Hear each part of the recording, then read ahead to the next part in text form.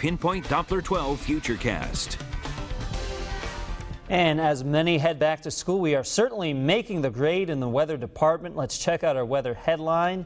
A-plus weather for the next several days. No doubt about that with the lower humidity and the sunshine. And that trend actually continues all the way through at least the first part of the weekend.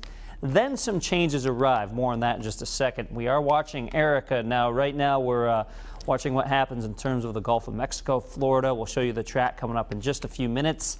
And then, even though it doesn't feel like the thick of summer right now, summer isn't over yet, and it's going to feel like it by the time we get into Sunday, into the next week. Very warm at school for those of you already there or those of you going back next week. It's all about the humidity, right? Well, the humidity very low now with 55 for dew point. You can see that barely registers on the comfort scale here. 55 tomorrow as well. We increase a little bit on Saturday, and then on Sunday, dew points in the mid-60s. That's where it does start to feel stickier around here.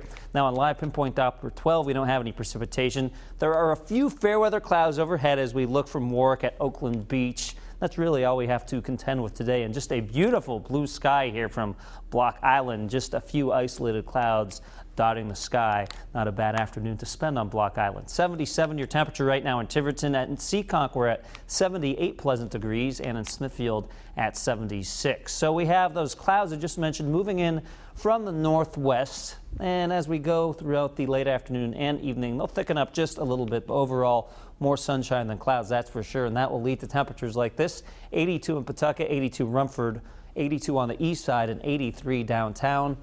We also will have some pleasant temperatures along the East Bay, going for low 80s in places like Riverside down through Barrington, Warwick at 82, 83 in Cranston, and 83 in Garden City. At the beach, around 81 for a high temperature. We'll hit that shortly, and then temperatures may actually fall a few degrees over the next several hours as those breezes turn around from the south and southwest. Here's the latest on Tropical Storm Erica. Winds of 52 miles per hour. Now, even though the mass of clouds looks fairly impressive, there's really not a defined center to this thing. It's not very symmetrical, and that's a sign that it's not very organized. It's running into some disturbances in the atmosphere, which will prevent it from strengthening over the next several days. So you can see the official forecast track keeps it a tropical storm and then turns it into a Category 1 storm sometime early next week.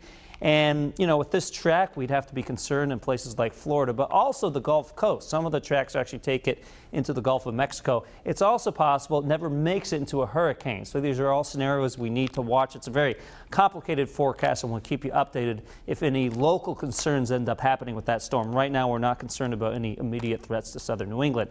7-day Futurecast, how about tomorrow at 80 degrees?